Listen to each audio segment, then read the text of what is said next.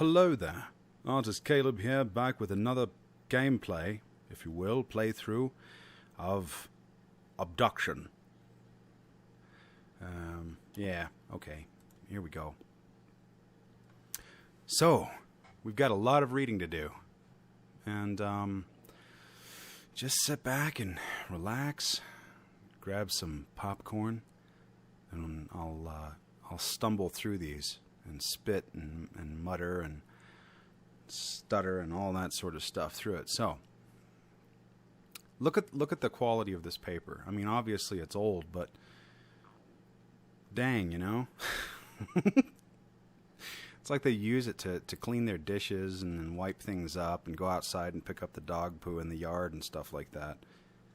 Anyway, I shall document the curious events that... okay, you know what?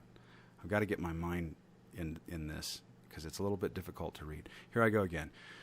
I shall document the curious events that have transpired with myself, my family, friends, and co-workers. Hartnell was a peaceful mining town, founded by my grandfather, who, and nestled within the red... I told you, this is a little bit difficult. Maybe it's easy for you. It's a little bit difficult for me. All right. Nestled within the red rock of the desert in the Arizona territory. And that's where I am. Its 163 inhabitants heard a mighty explosion on the night of June 27th, 1903. I sent several workers through the town to verify that the explosion had not caused any injuries or damage to mining equipment. They, returned and it looks like repeated that it must have been a loud clap of thunder caused by lightning, for they found no damage. It was not until the light of the next morning that we were amazed to realize something profound had indeed occurred. At some point during that night, our entire town facility and a large circle of the land around it seems to have been scooped up and carried off to a completely different place, all without anyone knowing about it. Right. Okay, there's that. Here's this next one. The entire landscape outside of our circle of desert. This must have been like the only paper that they brought with them, so they had to share it and wash it. Oh man, sorry. Let's see. The entire landscape outside of our circle of desert could only be described as alien. Large floating rocks could be seen on the distance. No one had ever seen anything like it anywhere on Earth. We fully explored our new surroundings, hoping to find a way home. No way home was ever found. In fact, we soon discovered what we take for granted now.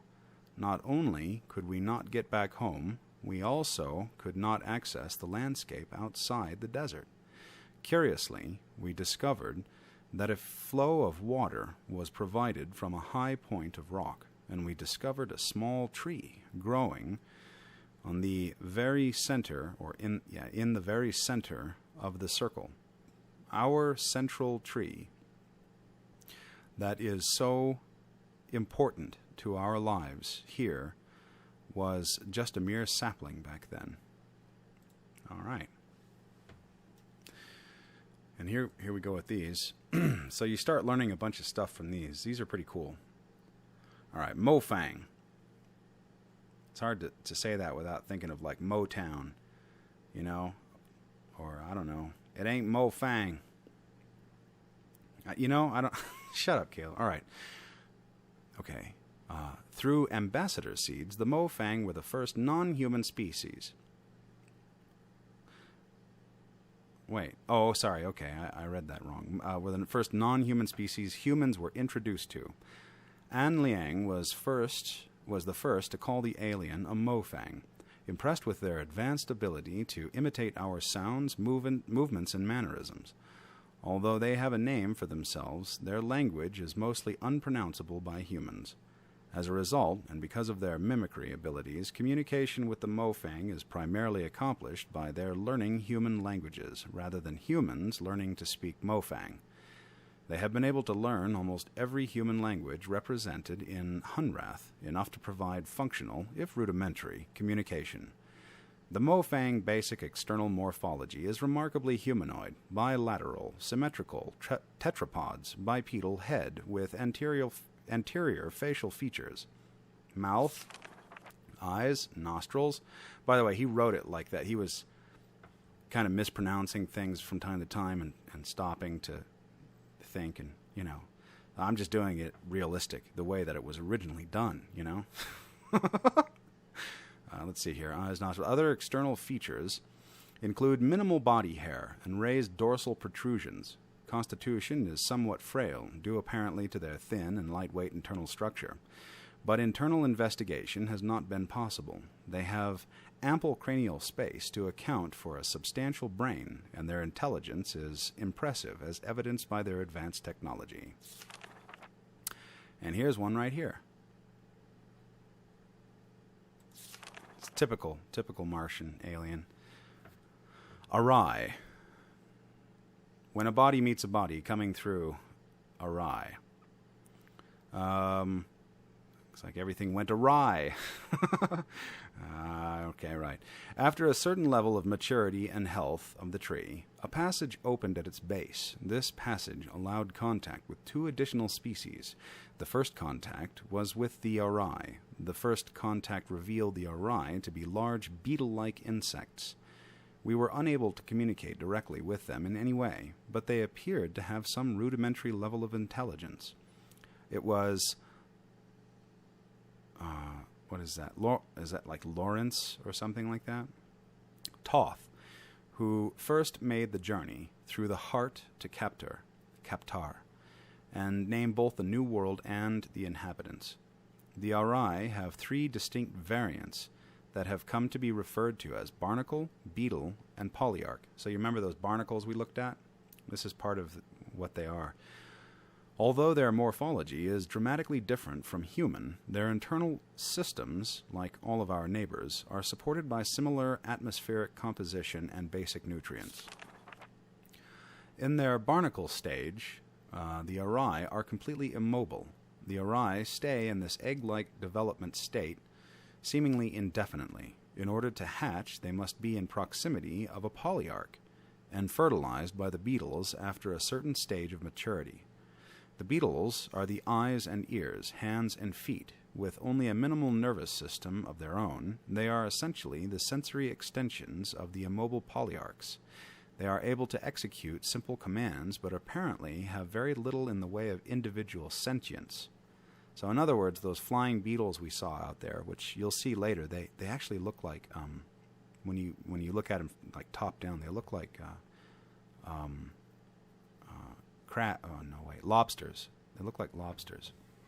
So in other words, those things are kind of like the remote-controlled drones, if you will, of the main, beings. So, yeah. That's kind of what it looks like from head on right there. Yeah. The Arai polyarchs are the intelligence and consciousness of the species. Although it was obvious that there was intelligence behind the species, it wasn't until Caroline Farley began spending large amounts of time in close proximity that deeper communication began. With a room nearby, Farley was the first to communicate non-verbally and learn much about the species, including some historical information. The Arai species survived in their world while several other sentient species came and went. Among them, an ancient species who formed a deeper relationship with the Arai, carving temples and dwellings for them in the rocks, and later a more recent species that took over much of their homeworld. This latter species was especially adept at mechanical construction, using it mostly to capture and process large flying creatures, using the beetles as bait. And you'll see that too. And it's remarkable. It's a sight to behold. That's not what they're capturing. I haven't seen one. I don't know what that is. Anyway, Villain. I think I'm pronouncing that right. Is that like Villain? Villain? Something like that? Anyway. The final species to be discovered were the Villain. The Villain had been communicating with the Arai for many years through ambassador seeds, but became part of the larger community very shortly after the Arai. With a large and imposing frame and a form of communication based on a complex multi-voiced low-frequency rumble, the initial introductions were intimidating. After several attempts, Amélie, I guess I'm pronouncing it like Amélie, like the French movie, Vidal was able to begin some rudimentary communication and began visiting the Villain in Marais, which she named on a regular basis. She discovered a complex and amazing society that was able to use their technology in unexpected ways. They had the ability to quickly transform their world using extruded structures based on some form of complex miniature substrate material. Unlike the other worlds, the Villain sphere is scooped out of a Villain resettlement group that was preparing to set off into space to find a new homeworld. This was their way of life, to put themselves into stasis and scatter themselves throughout the stars. Or through the stars, sorry. As mentioned previously, their appearance is imposing, standing about 9 feet tall and full of muscle. With a distinct reptilian resemblance, they have 6 limbs, 2 muscular legs and arms, and a smaller set of arms. They control every aspect of their technology with their vocalizations. But over the years, they have created control panels based on their number system that allow other species easier access elements of their technology. There they are. They look like thugs, intergalactic thugs. Yeah, you want I should break his face? With, the Quato. Maybe Quato is like right inside there, you know? Okay, and that's it for that one. It's kind of neat how it stays on the page that you put it to. You put it on. All right. So, we're nearly there. I think. Communication. Talking with our neighbors. Communication. Talking with our neighbors.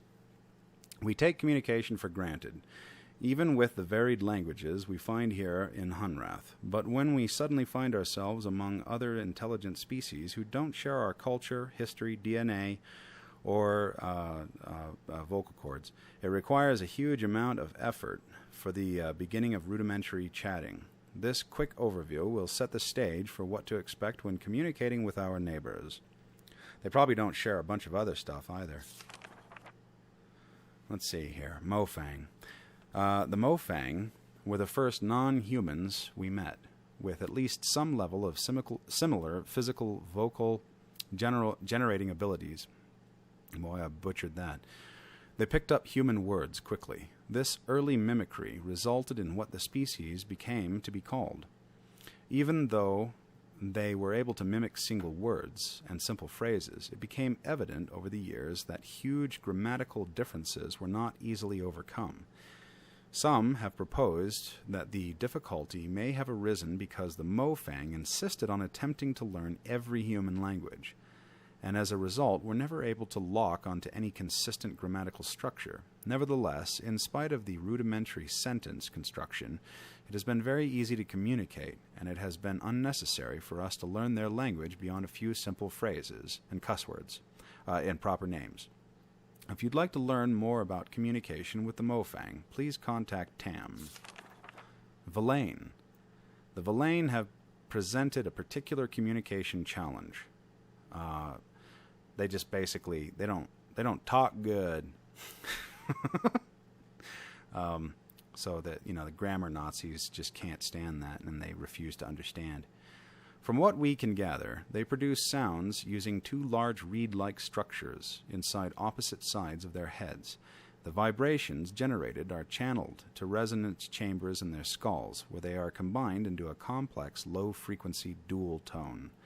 The low-frequency bitonal sounds are not only hard for humans to hear and resolve, but impossible for us to mimic.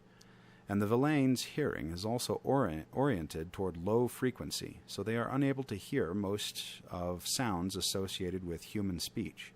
Therefore, communication with the Villain has relied on technology. They have adapted consoles, which the Villain fluently control with vocalization, for use by other species. Over the years, some individuals of other species, including a few humans, have learned to communicate very effectively using this method. Humans have been able to pick out some higher frequency characteristics of certain key Villain words over the years, and although we can't speak to them in a way that the Villains can understand, we are occasionally able to hear and recognize these words when spoken distinctly by the Villain. So, like, for instance, that's not a word. Then you have to rely on your nose for something like that. If you'd like to learn more about communication with the Villain, please contact Vito. Yeah, Vito. Vito will tell you all about it. Someday, I may have you do a favor for me on the day of my daughter's wedding. Arai. None of the stages of the Arai morphology have any vocalization apparatus. Because of the obvious synchronization of the barnacle, flash, and the ability of the pawns to provide for and address the needs of the polyarchs, it was assumed that the species could communicate effectively. It was not until Farley began to spend large amounts of time in the polyarch antechamber that the first clues to this communication became evident. After months of research, Farley began to have limited success with receiving some kind of simple messages that were coming from the polyarchs. It is apparent now that the polyarchs had been attempting to communicate the entire time, but they themselves had been experimenting with various channels until they finally got a response from Farley. So in other words, they were both searching for a way and kind of met up. After this breakthrough, others were able to tune in to the polyarchs and learn to listen. Both the polyarchs and the pawns have a simple organ that can sense human vocal frequency, enabling them to sense simple responses from humans. But over the years, Farley was able to learn to speak to the polyarchs via a related form of extrasensory transmission. If you'd like to learn more about communication with the Arai, please contact Farley. Righto. Alright, and here we go with the last one now. So this whole video was basically just reading. Whew. Okay, this is a little bit more difficult to read because it's really bright. And that's just the way it is. That's no big deal, though. I can read it. I'll get through it. Ambassador seeds. Ambassador seeds were first documented about 150 years ago. They occur about once every 400 days. If the trees remain healthy, natural seed swaps occur between pairs of seeds that we now know, dropped simultaneously from healthy trees in paired sphere. When each seed was touched by species in sphere, the swap occurred, sending an ambassador from each sphere to the paired sphere. That's difficult to read because sometimes they drop, like, the and stuff like that, and then sometimes they decide to use the, so I don't know. Location of the swap is defined by the locations of the pairs of seeds. After the first swap, the seeds recharged quickly, allowing for a quick return. First meetings were intense, but naturally short. It was quite a surprise for both the Mofang and us. Over time, the seeds required more time to recharge, producing longer visits between species. Collector seeds. Everyone who arrives is familiar with the collector seeds. The bright light that we were all drawn to right before the event that brought us here is a collector seed. What new arrivers may not be aware of is that these seeds, like all seeds, come in pairs. When the tree drops a collector seed on the ground, it signals that its twin has begun its quest for a new being. That search may take hours or it may take years. When an appropriate situation, unnatural threat of death, is found, the seed activates and swaps a smaller but varying seed sphere from Earth. or whatever appropriate homeworld here to Hunrath. As Hunrath became more populated, we would watch for a newly dropped collector seed, collect it, and place it in the entry canyon area. This allowed us to provide a more predictable entry experience for new arrivers, and provide a single area to collect any resources that may have come along with the new arrival. Unlike ambassador seeds and mother seeds, collector seeds do not seem to survive. The inner core is spent, leaving only the lifeless outer husk. Mother seeds, postulated but unverified, first suggested by Alima Hamza, and it's 2232 BH, and actually that's a date, and I think those are days, and you'll see later. I'll explain why that is, or how I came to that conclusion. The notion of mother seeds extrapolates the behavior of the lesser seeds to a superseed. She posited that the process that actually created the pair spheres was similar to all other swaps, but on a much grander scale. The idea is that two seeds from a mother tree were scattered on the galactic winds to find appropriately similar environments. When matches were found, some process was triggered that swapped large portions of landscape between vastly different worlds. Alima further noted that the trees' locations in the center of the spheres suggested that the trees grew from these mother seeds. Because of these similarities, it has been conjectured that re-swapping the entire environmental spheres might be possible. Wow, my mouth is starting to shut down. With a larger scale version of the ambassador seed machine. Dang, man. TLDR. Okay, well, that was 22 minutes of solid reading. And oh wait, hang on.